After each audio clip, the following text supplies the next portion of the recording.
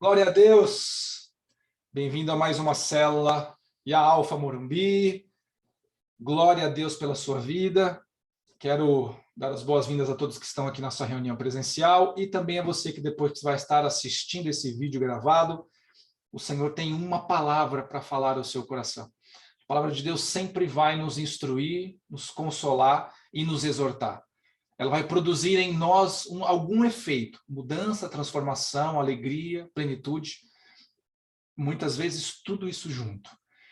E o tema da nossa mensagem de hoje é um tema que é muito falado, é muito conhecido, e às vezes a gente não trata muito dele por conta de ser um tema que nem sempre está ligado às bênçãos especificamente, mas é algo muito importante que eu e você precisamos discernir e conhecer e precisamos vencer no nosso dia a dia.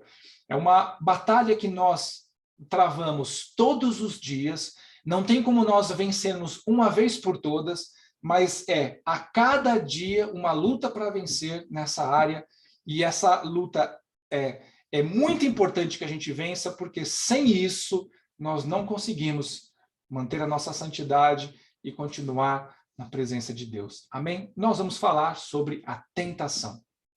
Claro que se a gente fosse falar sobre o pecado, ele já é a consumação daquilo onde houve a tentação e se caiu. Mas não vamos falar especificamente sobre o pecado hoje, mas sim sobre o processo, que chama-se tentação. Ok? Eu quero trazer um texto que ele vai, embora ele vai falar de um tema muito específico e vai falar também especificamente de algo já consumado, mas é um texto que é interessante nós guardarmos, porque ele vai dar algumas dicas sobre o processo das coisas na nossa vida, que nós não podemos deixar de estar atentos. Por isso que a Bíblia fala, né? Orai e vigiai. Não é apenas você estar orando, mas estar de olhos abertos para você discernir as situações que estão acontecendo à sua volta e você poder se posicionar da melhor maneira diante de cada uma delas. É muito importante. Isso não vai acontecer naturalmente, isso é algo que nós temos que nos esforçar continuamente. É claro que nós temos a ajuda do Espírito Santo, sem ele, nada disso seria possível. Mas não é algo que vai acontecer simplesmente naturalmente, como se apertasse um botão e aquilo fosse algo que acontece comum, acontece corriqueiramente. Você não vai ter isso acontecendo na sua vida, você vai precisar se posicionar. Eu quero pegar esse texto que está no livro de Provérbios, no capítulo 6, e nós vamos ler os versículos 27 a 29. Eu quero que você entenda aqui uma sequência de eventos, ok? Então, a palavra de Deus fala assim: tomará alguém fogo no seio, sem que as suas vestes se incendeiem?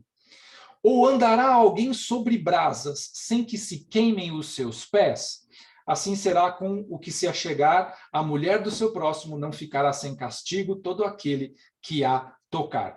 Então aqui nós estamos falando de alguma coisa bem interessante, né? Eu vejo aqui o Espírito Santo literalmente trazendo um impacto sobre nós e tentando tirar de nós uma resposta. Então, por isso que ele começa fazendo perguntas para nós, né? Então, se você colocar fogo no seu seio, será que suas vestes não vão se incendiar? Se você colocar fogo sobre você, as suas vestes não vão se incendiar? Se você andar sobre as brasas, por acaso os seus pés não vão se queimar? Então, exatamente esse é o processo pela qual nós acabamos entrando num pecado e sofremos a consequência dele. A Bíblia é muito clara que essa consequência ela existe, e por mais que a gente imagine que ela não está ocorrendo, eu quero te dizer que a Bíblia é muito clara com relação a isso. Tudo que o homem semear, isso também ele vai colher. Amém? Muitas vezes nós olhamos para aqueles que fazem o mal e nós vemos que eles estão fazendo mal e desejamos que eles colham e colham logo, né, aquilo que eles estão plantando. Talvez seja aquele nosso senso de justiça. Embora quando nós estamos plantando alguma coisa ruim, nós não queremos tanto que ocorra assim tão rápido. Não é verdade?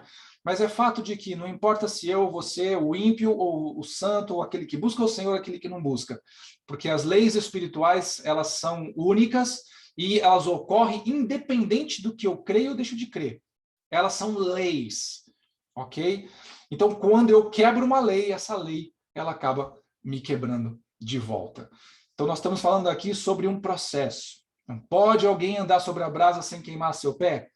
Então, você já precisa ter um entendimento. Quando você está se lançando em determinada coisa, ou seja, está abraçando uma tentação, você está caminhando para colocar os seus pés sobre a brasa e uma hora os seus pés vão queimar. Eles vão queimar. Pode demorar, pode ser algo que não aconteça em plenitude aqui, mas não se esqueça que depois daqui existe apenas 2 lugares para onde uma pessoa pode caminhar. Ou é a salvação que há em Cristo Jesus, ou é a perdição ou a condenação, para aqueles que decidirem andar na carne, andar atrás apenas dos seus desejos, das suas concupiscências, abrindo mão de tudo aquilo que são os princípios que estão na palavra de Deus. Amém?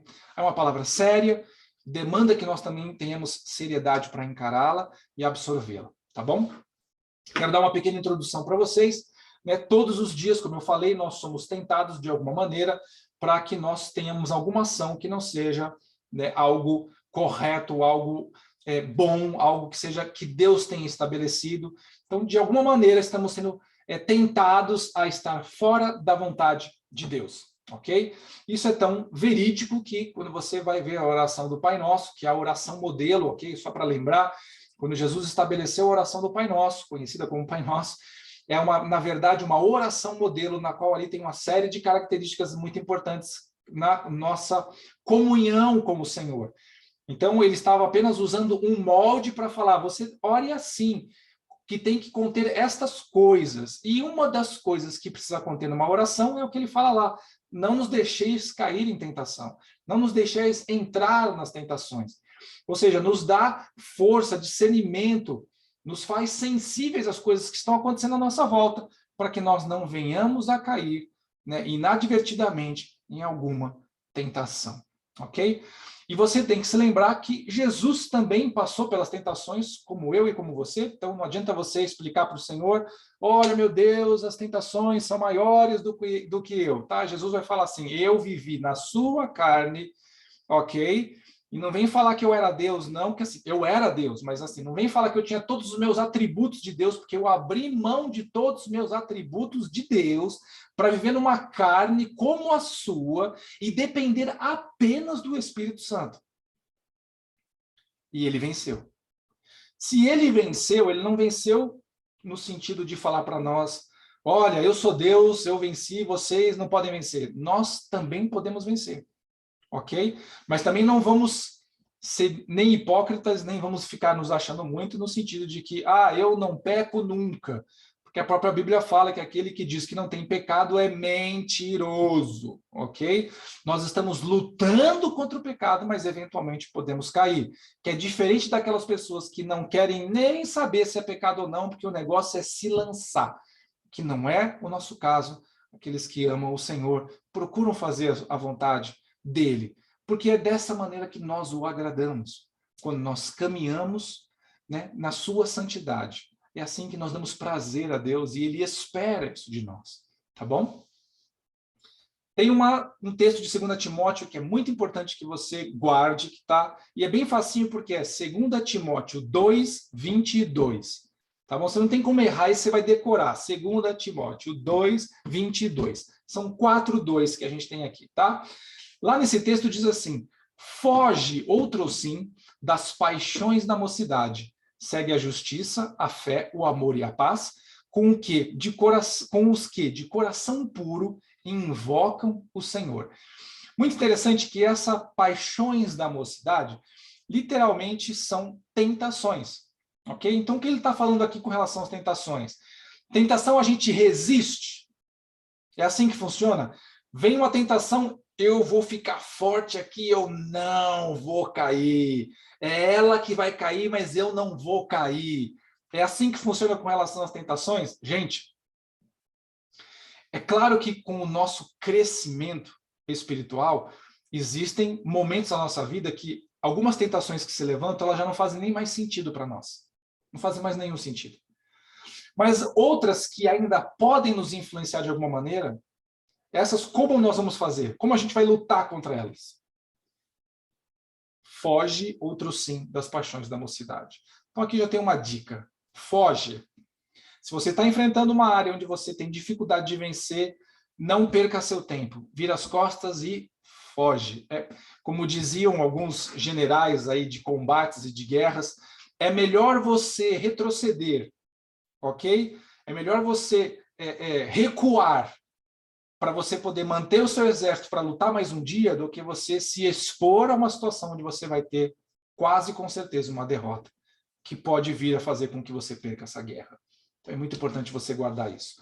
A tentação é sempre aquilo que vai preceder o pecado, porque é ela que vai nos levar a cometer, a executar. Depois de consumado, aquilo se torna então pecado. A tentação ainda não é o pecado, mas é importante que nós possamos nos posicionar diante dela da maneira correta, ok? E eu quero falar sobre 3 verdades, né? 3 verdades das tentações que são importantes a gente se lembrar, nós guardarmos no coração. Isso vai nos ajudar, quando nós estivermos enfrentando ela, a ter um melhor posicionamento correto. Primeira coisa que você precisa saber: a tentação não vem de Deus, mas eu vou explicar algumas coisas muito interessantes da palavra, quando você extrai algumas palavras que estão traduzidas para o português para nós, e essas palavras no original, elas são a mesma raiz. E eu quero falar sobre a tentação que não vem de Deus, eu vou explicar depois que tentação, porque essa é uma tentação, ok? Mas eu quero começar com esse texto de Tiago, capítulo 1, versículo 13 a 15, que diz assim: ninguém ao ser tentado, diga, sou tentado por Deus. Porque Deus não pode ser tentado pelo mal e ele mesmo a ninguém tenta. Ao contrário, cada um é tentado pela sua própria cobiça, quando esta o atrai e seduz. Então a cobiça, depois de haver concebido, dá luz ao pecado, e o pecado, uma vez consumado, gera a morte. Ok? Então o que o texto está falando aqui no livro de Tiago? Deus não tenta você, não tenta a mim. O objetivo dele não é nos tentar, ok? Depois eu vou trazer um paralelo disso, da mesma raiz, mas com motivações diferentes. Então, Deus não pode ser tentado. Por quê? Porque ele é santo. Como é que você vai tentar Deus, que é santo, a cair em alguma coisa que ele não pode cair? Porque ele é santo. Ele não. Lembra que eu falei para vocês que tem áreas que a tentação se levanta e você, não, isso aqui não faz sentido para mim. Passa por mim como se nem existisse. Então, todas as tentações passam por Deus como se elas nem existissem, porque ele é santo.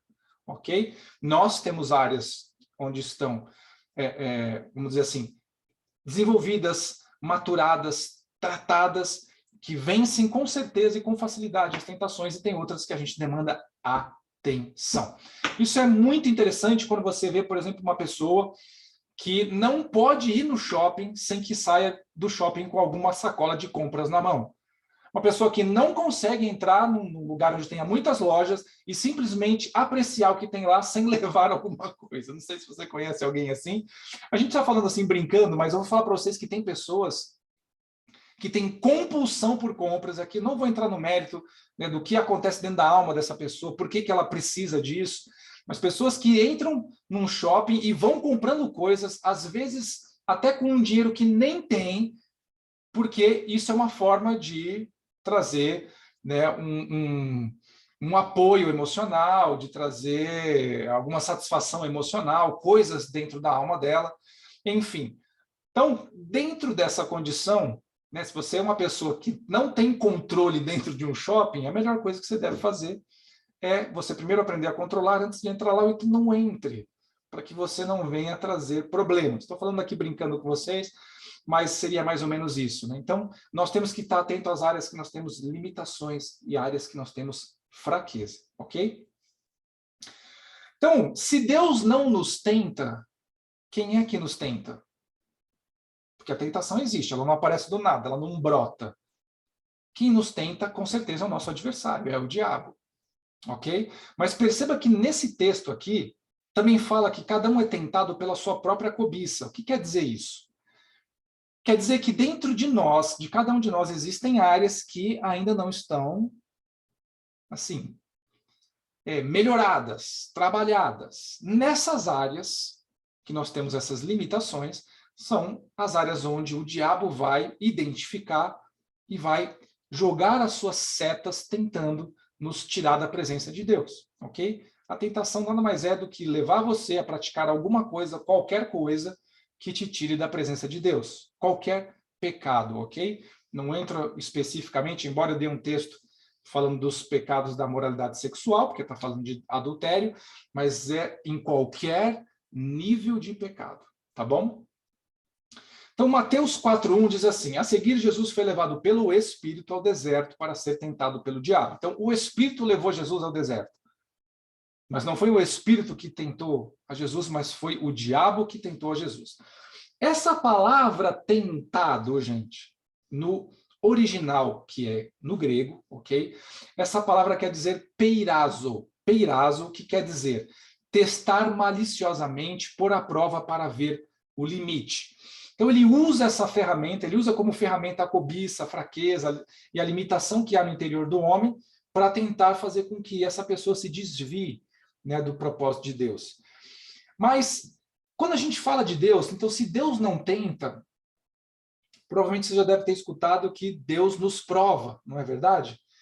Eu quero pegar agora um outro texto para a gente fazer aqui um paralelo com relação a isso e a gente estabelecer algumas coisas importantes. Primeiro, em Provérbios 17:8 diz assim: o crisol prova a prata e o forno o ouro, mas aos corações prova o Senhor, ok?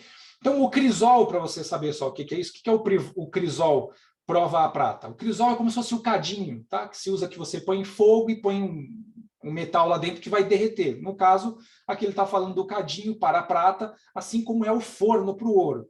Então, em ambos os casos, nós estamos falando de Deus colocar fogo, de colocar temperatura, alta temperatura, para que ali seja provado, ou seja, toda a impureza que tem. Caso você não saiba, é assim que se trabalha com o ouro, com a prata, alguns metais preciosos. Quando você passa ali pelos estágios de calor, você vai eliminando a impureza que tem lá dentro e ficando um metal puro, totalmente puro. Então, assim como o crisol, né, prova a prata, estamos falando de colocar calor sobre a prata, e o forno, a mesma coisa, sobre o ouro, os corações prova o Senhor, ok? Essa palavra prova, que aqui está no hebraico, porque nós estamos no Velho Testamento, essa palavra é bashan, que quer dizer examinar, que quer dizer testar, ok? É importante você guardar isso, porque quando a gente vir para o Novo Testamento, você vai ficar talvez confuso com algumas traduções que eu vou dar, mas depois eu vou trazer uma explicação para você. Então, Deus já estava falando lá no Antigo Testamento que ele testa, não no sentido como de testar maliciosamente, mas de testar para saber o que tem no coração do homem. Ele vai trazer, né, à luz aquilo que tem dentro do nosso coração. Eu sempre falo para vocês que nós não sabemos, gente, o que tem dentro do nosso coração. Nós não sabemos. Nós só sabemos o que está dentro do nosso coração quando nós somos colocados na prova, quando nós passamos pela dificuldade. E aí as nossas atitudes e as nossas palavras, elas vão dizer exatamente o que está dentro de nós. E é muitas vezes nessas horas, gente, que a gente se arrepende, que a gente busca o Senhor quebrantado, para que Deus tire do nosso interior aquilo que não presta. Porque é na hora da dificuldade que tudo que não presta aparece, gente. É exatamente assim que funciona. Tá bom? Então, qual que é a diferença aqui entre as duas coisas? A gente viu peirazo e nós vimos bashan, né? Lá em Tiago 1:12, está escrito assim: bem-aventurado o homem que suporta com perseverança a provação. Porque depois de ter sido aprovado, receberá a coroa da vida, a qual o Senhor prometeu aos que o amam. Então vamos lá, de novo. Bem-aventurado o homem que suporta com perseverança a provação. Está traduzido como provação em português, tá bom? Porque depois de ter sido aprovado, receberá a coroa da vida que Deus prometeu àqueles que o amam. Essa provação aqui, gente, essa palavra no original, que é no grego, Novo Testamento. O que é essa palavra? É peirasmos. Peirasmos é uma flexão de peirazo, que nós acabamos de falar. Quando nós contamos que o diabo veio tentar a Jesus, é peirazo. E aqui está falando que quando a gente suporta a aprovação, é peirasmos. Gente, o objetivo da tentação do diabo é nos destruir. O objetivo da provação, e note que é a mesma palavra, mas eu estou dando dois sentidos diferentes. Por quê? Porque a motivação de cada um é diferente. A motivação do diabo não tem nada a ver com a motivação de Deus. A motivação do diabo é destruir você. Epeirasmos, no sentido de agir maliciosamente, de destruir você. Quando Deus fala de provação, ele está falando de alguma coisa que tem como objetivo aprovar você. Veja o que está escrito aqui. Bem-aventurado o homem que suporta com perseverança a aprovação. Por quê? Depois de ter sido aprovado. Por que está escrito isso? Porque o objetivo de Deus é que você seja aprovado. Deus te coloca em certas circunstâncias, eu não estou falando que ele age contra você, ok? Porque essa não é a natureza dele.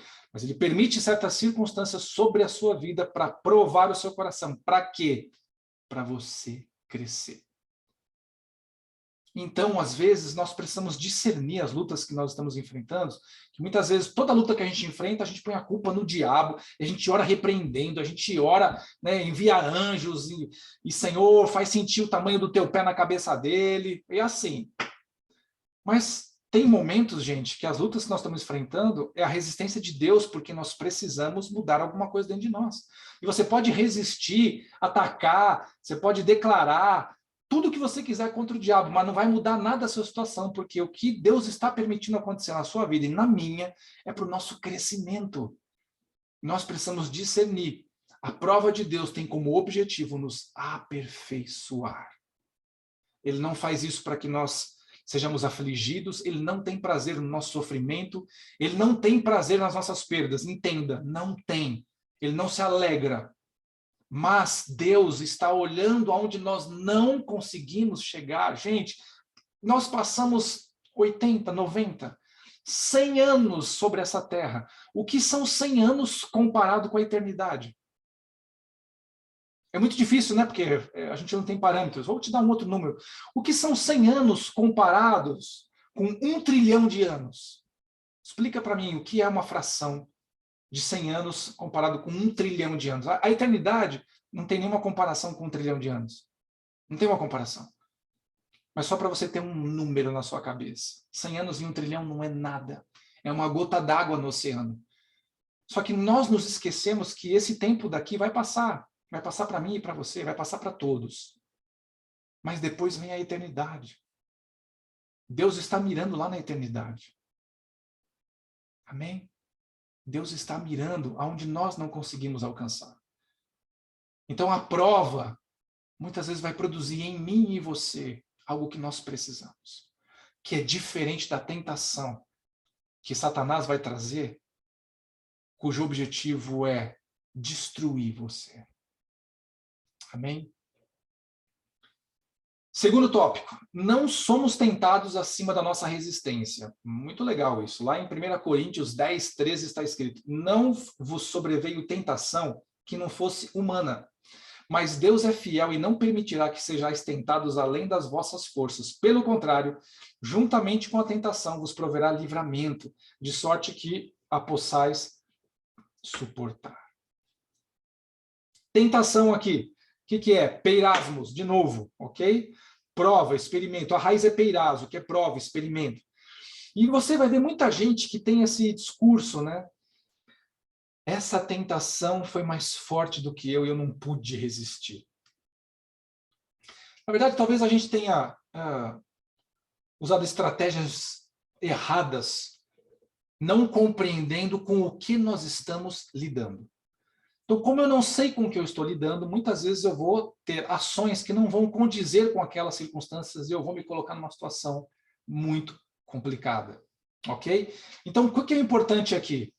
Não existe desculpa, nem para mim, nem para você, de chegar para o Senhor e falar: mas Senhor, sabe, naquele dia eu não tinha outra opção, eu não fazia aquilo que eu fiz. Era mais forte do que eu. Gente, as coisas são mais fortes do que nós quando nós deixamos que elas sejam. Ou então, se nós não temos força para vencer aquilo que nós estamos enfrentando, é como eu falei para você, vira as costas e foge. Vai se preparar para você continuar na sua batalha. Amém? Vamos lembrar aquele exemplo muito legal de José? José era um jovem formoso, forte, abençoado, inteligente, capaz, que trabalhava como servo na casa de Potifar, que era um general, uma alta graduação do faraó. Não sei se vocês lembram dessa história. E aí, claro que Potifar tinha o seu trabalho, suas responsabilidades com relação a faraó e o reino, e deixava José cuidando da sua casa onde estava a sua esposa, inclusive.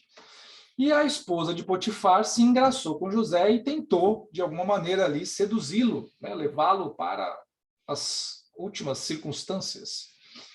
O que foi que José fez? Resistiu. Quando você vai lendo na Bíblia, José resistiu à esposa de Potifar e argumentou com ela: veja bem, minha senhora, não cometa tal atino, ou desatino, não cometa tal loucura por causa de... Gente, a hora que ela veio para atacar ele, não tem argumento. Ele simplesmente deu área. Largou a roupa para trás e vazou.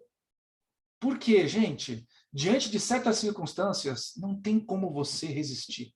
Você tem que fugir. Amém? Então, o que é importante para mim e para você aqui? Não temos desculpa do tipo, ah, Senhor, isso era mais forte do que eu. Não existe. Tá bom? Se você está falando isso, é que sinal que você não está buscando forças no Senhor para vencer, ou porque você quer continuar ou permanecer nisso. Porque quem quer vencer, de alguma maneira, vai se isolar. Vou contar um testemunho meu para vocês. Quando eu me converti, eu fazia todo tipo de coisa errada, ok? Porque eu não tinha noção de que aquilo era pecado. Assim, algumas sim, é claro, né? Mas nem tudo. Porque tem coisas que todo mundo faz, você acha que é normal, porque todo mundo faz. E uma das coisas que eu precisei fazer nos primeiros momentos da minha conversão foi me afastar dos grupos que eu me envolvia. Isso foi algo muito claro para mim. Eu me isolei, gente, porque se eu continuasse andando daquela maneira, eu ia provavelmente cair de novo, porque eu não tinha forças para vencer aquelas tentações. Eu não tinha forças.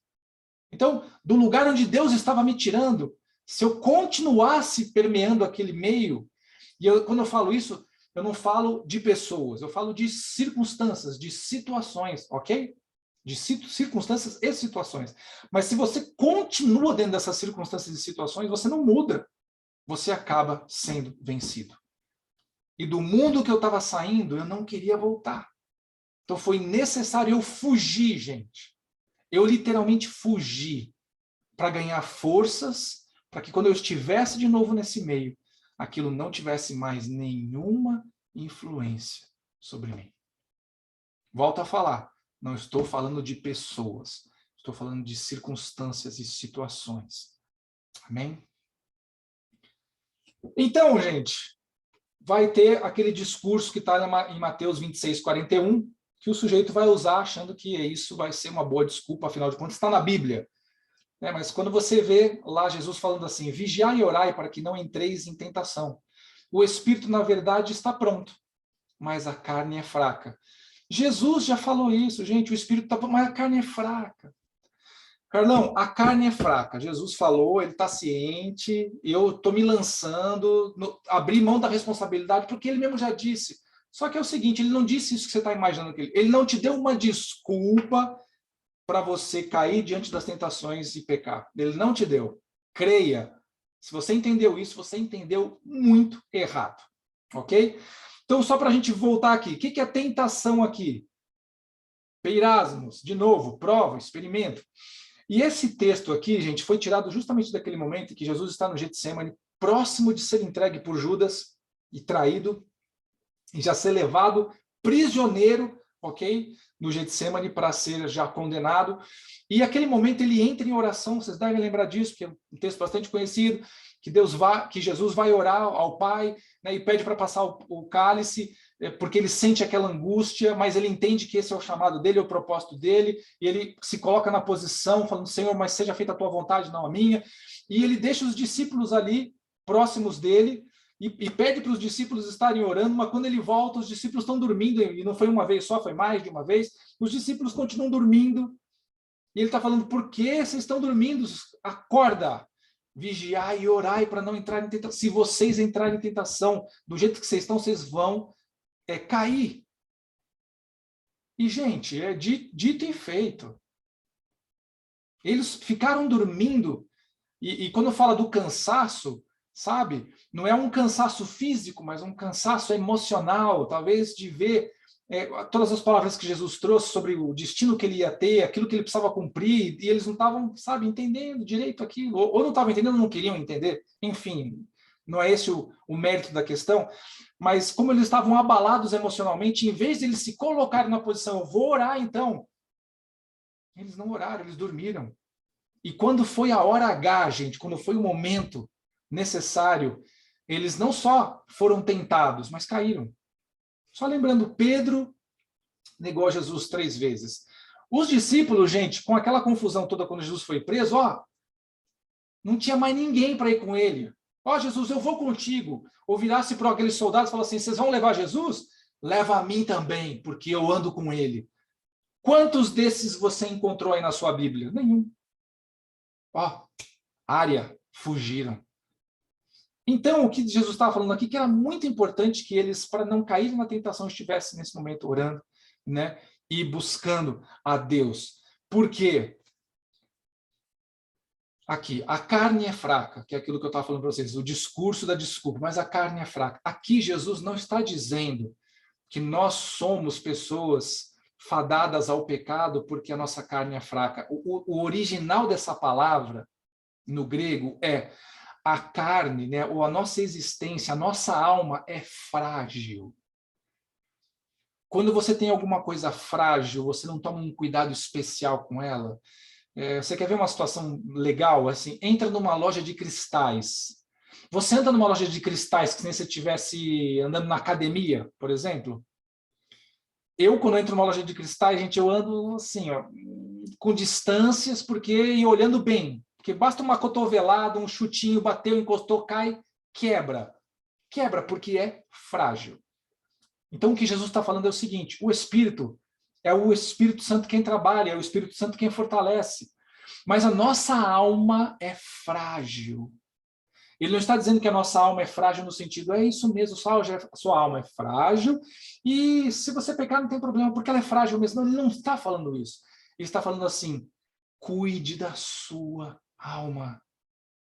Ela é frágil. Dê atenção para a sua alma. Ela é frágil. Se você não alimentá-la com o que é bom, se você não caminhar com pessoas que têm fé, se você não estiver no meio que é positivo, a sua alma que é frágil vai cair, vai se quebrar, vai se machucar. Amém? Cuidado. Cuidado com a sua alma. Sabe, o seu corpo, ele vai ficar aqui, ou vai ser transformado no arrebatamento. Nem por isso você vai deixar de cuidar dele, porque a Bíblia fala que o nosso corpo é templo do Espírito Santo. Então você cuide do seu corpo na medida correta, ok? Agora, a sua alma vai daqui para a eternidade. E Jesus está falando, cuidado com a sua alma, ela é frágil. Se você não cuidar da sua alma, você não vai ter uma alma para ir para lá. O que ele quer dizer com isso? A sua alma vai para a perdição. Você vai para a perdição. Tome cuidado. Amém?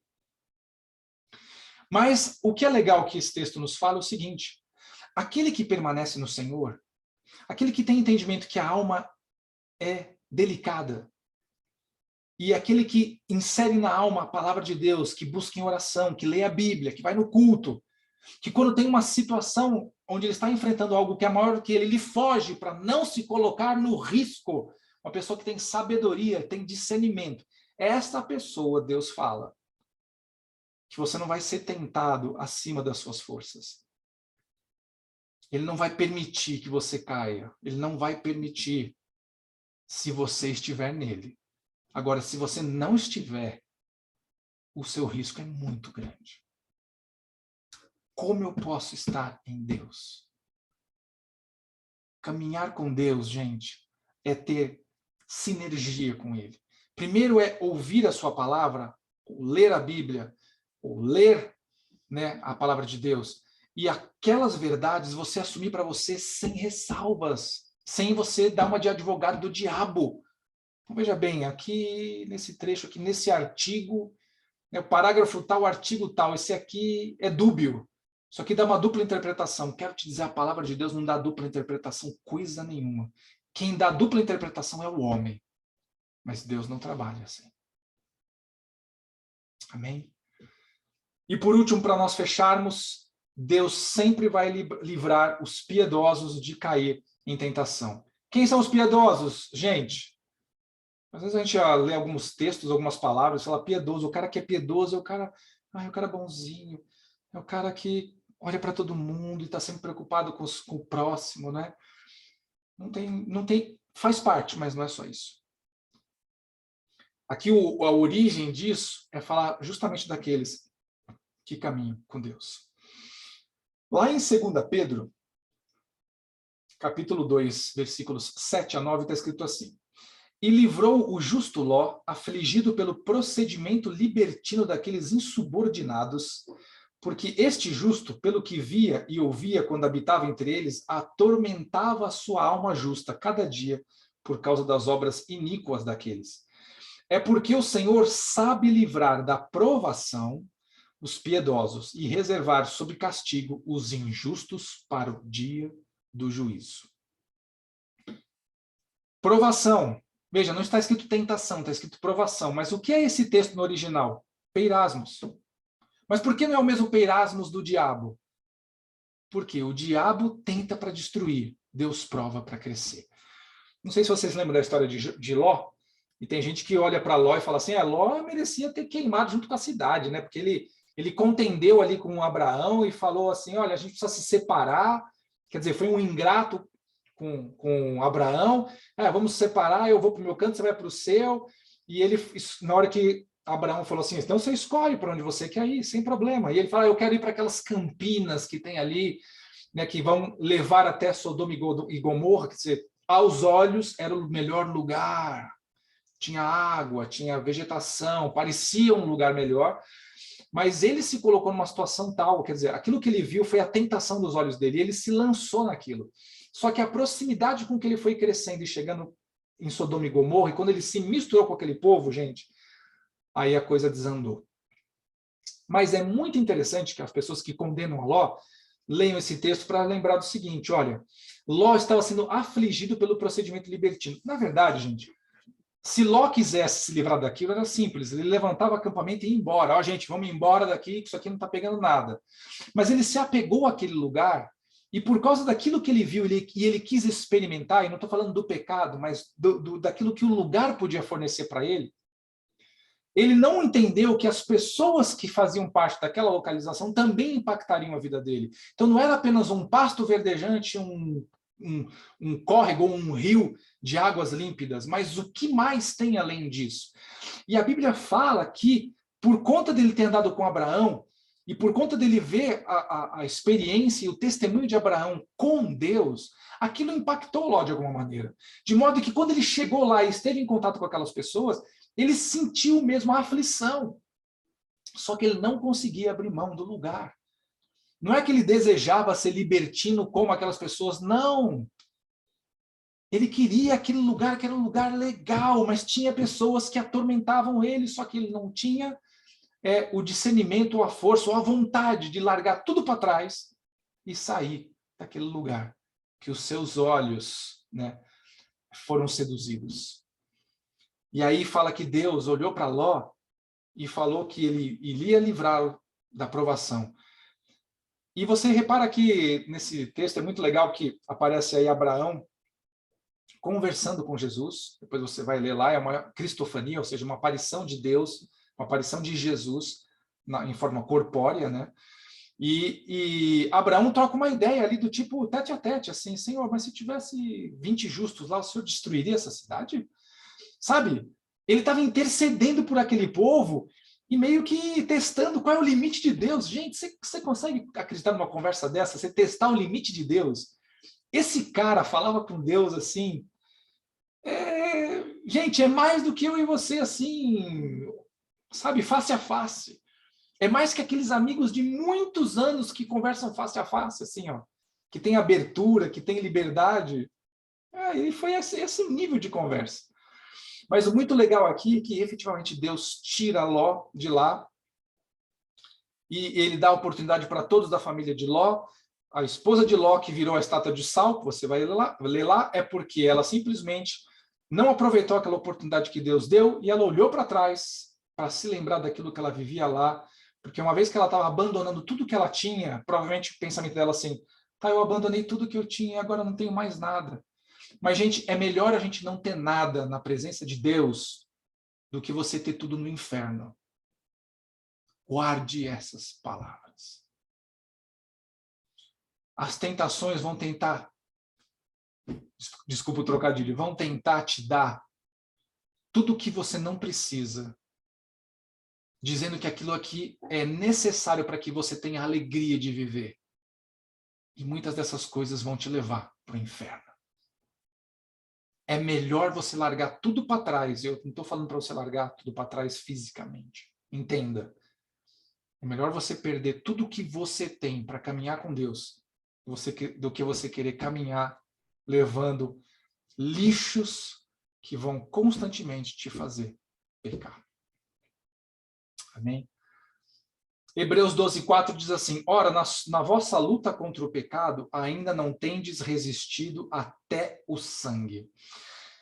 Gente, esse texto no original, assim, tem umas traduções para o português, fica meio esquisito, né? Embora dá para entender mais ou menos, resistir até o sangue, né? Porque o sangue é a vida, então é resistir até o final da vida, resistir o máximo que puder. Mas o original, gente, no grego, quer dizer o seguinte, alinhar as tropas para uma batalha até a morte. É literalmente isso que está escrito aqui. Esse não tendes resistido até o sangue ainda você não alinhou as suas tropas para ir para uma batalha até a morte. Ou seja, a gente não entrou com tudo para falar, não, não, não. Eu não vou mais cair, eu não vou mais pecar, eu não vou mais me entregar. E eu falo isso, gente, como quem realmente está numa batalha de vida ou morte. Não numa resistênciazinha, sabe? Hoje eu consegui, eu não contei nenhuma mentirinha. Amanhã eu não sei. Sabe, isso não é uma batalha de vida ou morte, isso é uma resistênciazinha, porque enquanto a resistência está baixa, você vai conseguindo administrar. Mas na hora que levanta-se uma situação que te obriga, entre aspas, né, que te coloca numa situação onde ou você vai ter que mentir ou vai ter alguma perda, a pessoa prefere mentir do que perder. A pessoa prefere mentir do que perder. E é nessa hora que a batalha vai até o sangue.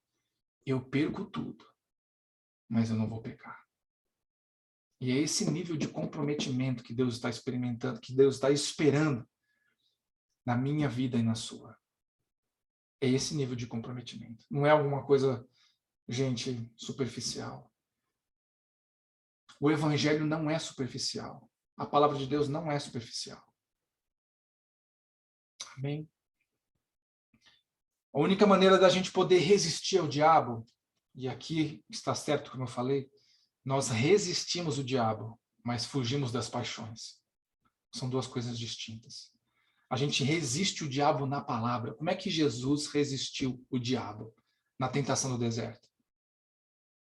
Detalhe, 40 dias sem comer. Porque eu vou te falar que quando nós estamos fracos na nossa alma e no nosso físico, são os dias que estão mais fáceis da gente pecar. Acredite. Como é que Jesus resistiu o diabo ali? Cada vez que o diabo vinha com uma investida, tentando seduzir Jesus, ele respondeu aonde? Está escrito. Eu não vi ali, na minha Bíblia, você procura na sua, difícil você encontrar, mas eu não vi que na mão de Jesus tinha uma Bíblia. Jesus foi levado para o deserto e o Espírito Santo deu uma Bíblia para ele. A Bíblia das promessas, a Bíblia das profecias de Deus, você não vai encontrar isso lá. Sabe por quê? Porque aquela palavra estava no coração dele. Estava no coração dele. Porque ele lia, porque ele tinha comunhão com Deus e com o Espírito Santo. Como ele venceu o diabo? Resistindo. Como ele resistiu na palavra? Se você não sabe a palavra de Deus, você é uma presa fácil. Amém? Por isso Deus nos deixou essa herança tremenda. sua palavra. Porque ali nós vamos encontrar subsídio para poder vencer. Resistir o diabo e permitir que a nossa alma seja desenvolvida, cresça, amadureça, santifica, seja santificada, para que a gente possa vencer as tentações. Amém? Tentações nós vamos ter todos os dias, mas Jesus nos garantiu que Ele estaria conosco também, todos os dias, até a consumação dos séculos. Se você quer vencer, você precisa de Deus ao seu lado. Se você não está acreditando no que eu estou falando, você vai continuar caindo nas tentações, vai continuar pecando e vai perder a presença de Deus na sua vida, que é tudo de mais importante que uma pessoa pode ter, é a presença de Deus. O resto, gente, até mesmo as bênçãos vão ficar aqui, porque você não vai levar nenhuma bênção daqui para a eternidade. Aqui, você não vê o abençoador, mas você vê a bênção. Lá, você vai ver o abençoador e vai viver com ele. Tentação é algo sério que eu e você precisamos vencer. Amém? Queria que você fechasse seus olhos. Quero fazer uma oração aqui. Eu quero que você ore comigo. Amém? É uma oração guiada para que você possa dar os primeiros passos para compreender efetivamente a importância da tentação, qual é o objetivo dela na sua vida e você se posicionar para vencê-la. Feche seus olhos, repita assim comigo. Senhor Jesus, hoje eu compreendi que a tentação é uma arma do meu adversário para me atrair para o pecado. Eu entendi também, Senhor, que ele vai tentar nas áreas onde eu tenho as maiores fraquezas. Hoje também eu entendi, Senhor, que tu me provas, mas a tua prova é para produzir em mim aprovação. As tuas provas, Senhor, eu as quero todas, porque eu quero ser tudo aquilo que o Senhor sonhou para mim. Quanto às tentações, eu te peço, Senhor, me ajuda a vencer. Coloca o teu Espírito em mim, pois a minha vida eu te entrego. Se o Senhor guiar os meus passos, eu vou vencer diante das tentações. Se eu guiar os meus passos, provavelmente vou cair diante delas. Por isso eu te entrego o meu coração e a minha vida. E te peço que o teu Espírito me capacite, me empodere, me potencialize, para que eu possa vencer todas as tentações. Em nome de Jesus. Eu quero caminhar como um vencedor, não carregando comigo nenhuma condenação, mas levando no meu coração, por todos os dias, o teu amor. E isso eu te peço, em nome de Cristo Jesus. Amém. Amém. Você pode vencer as tentações. Você não foi criado para cair nelas. Você foi criado para vencê-las. Você só precisa discernir aquelas que você está enfrentando. Se você tem condições de vencer, entre com o Espírito Santo. Se você ainda não tem, recue. Amém? Recue. Se tem alguma coisa que tenta você e você não consegue vencer, foge. Até que você esteja capacitado a vencer. Isso é muito importante você discernir. Mais do que você conhecer o poderio bélico e as estratégias de guerra do seu adversário, mais do que isso, você precisa saber quais são as suas limitações. Porque um guerreiro que sabe as suas limitações nunca vai se colocar na área de risco para ser ferido. Por isso que Jesus falou, se os teus olhos te fazem pecar, arranca um olho, que é melhor entrar cego no reino dos céus do que se perder. Se o teu braço te faz pecar, arranca-o fora, porque é melhor entrar maneta no reino dos céus do que você ir para a perdição. E é claro que Jesus não está falando aqui especificamente ao pé da letra, não é para você cortar o seu braço, arrancar os seus olhos, ou tirar suas orelhas, furar os seus ouvidos para não ouvir mais as coisas. Não é isso que Jesus está falando. O que ele está falando assim, se tem alguma coisa que te atrai e te engoda ao pecado, você precisa se livrar. Você precisa se livrar. E é sério. Não tente resistir uma tentação que você não está empoderado para isso, que você não está amadurecido, que você não tem uma sinergia com Deus, sabe? Caminhar com Deus. Porque você vai se colocar numa posição de risco e você provavelmente vai cair. E, gente, não se engane. O pecado, ele tem consequências. Pode não aparecer no primeiro momento. Pode não aparecer por muitos anos. Mas uma hora ele vai se manifestar. Ele vai se manifestar trazendo perdas para você, que você não vai ter como recuperar depois. Não vai. Amém? Você nasceu para louvar a Deus, para glorificar o seu nome, para levar a sua presença onde você for. Seja assim. Que Deus te abençoe, que o Senhor te guarde, que o Senhor te dê instrução, direção e te faça vencedor diante de todas as tentações. Que você seja santo como santo é o Senhor, porque foi isso que ele disse. Amém? Nos vemos a semana que vem para mais uma palavra, se Deus quiser. Em nome de Jesus, que Deus te abençoe. E nós, da IA Alfa Morumbi, deixamos um beijo no seu coração. Que o Senhor se manifeste grandiosamente na sua vida. Em nome de Jesus. Amém.